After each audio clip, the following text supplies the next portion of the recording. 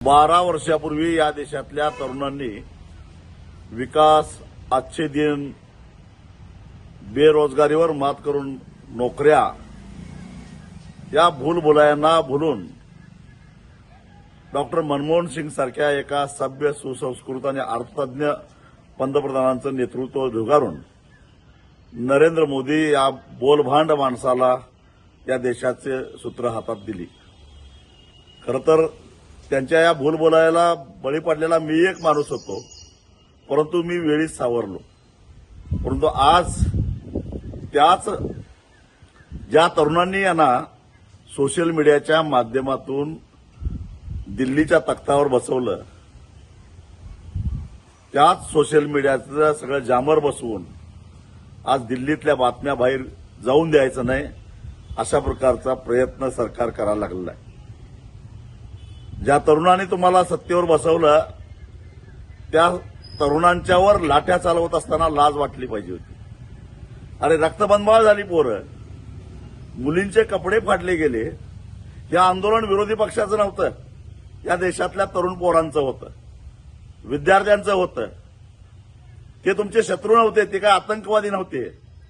त्यांच्यावर संवाद साधायला पाहिजे होता, त्यांच्यावर चर्चा करायला पाहिजे होती।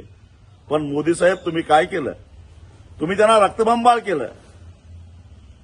अहो, पोटचा गोळा जेव्हा रक्तबंबाळ होतो, त्यावेळी इथं कळ येते फक्त बापाच्याच हृदयाला, काळजाला घरं पडतात।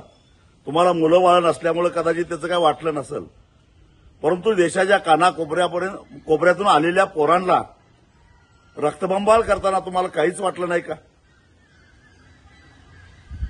अमानुषपणानं वागलात तुम्ही। मी मागं वाचलं होतं, विराट कोहलीची फक्त करंगळी फ्रॅक्चर झाली होती, तर तुम्हाला फार दुःख झालं होतं। तुम्ही ट्विट काय केलं? तुम्ही मन की बात मध्ये काय बोलला? अरे आज देशाची तरुणाई रक्तबंबाळ झालेली आहे। बेवारसी कुत्र्यासारखं पोलीस त्यांना खाली पडून रस्त्यावर पाडून मारतायत, रक्तबंबाळ करतायत, पोलीस दगड फेकतायत। याच्यापेक्षा आणि काय? पण एक लक्षात घ्या, हे फार काळ चालणार नाही। ज्या तरुणांच्या बरोबर तुम्ही संवाद साधायला नकार दिला, चर्चा नाकारली, त्यांचं म्हणणं ऐकून घेतलं नाही, काय चुकलंय हो त्यांचं? तुम्ही त्यांच्यावर बोलत नाही, त्यांच्या आंदोलनाकडे लक्ष देत नाही, म्हणून ते त्यांची कैफियत घेऊन संसदेकडे येत असतील तर काय चुकीचं आहे त्यांचं? परंतु तुम्ही मात्र जसं कर्नल गद्दाफीनं तिथल्या सर्वसामान्य जनतेच्या बाबतीत केलं, तेच तुम्ही केलं। पण गद्दाफीचा शेवट कसा झाला हा इतिहास जरा तपासून घ्या, एवढंच मला नरेंद्र मोदींना इशारा द्यायचा आहे।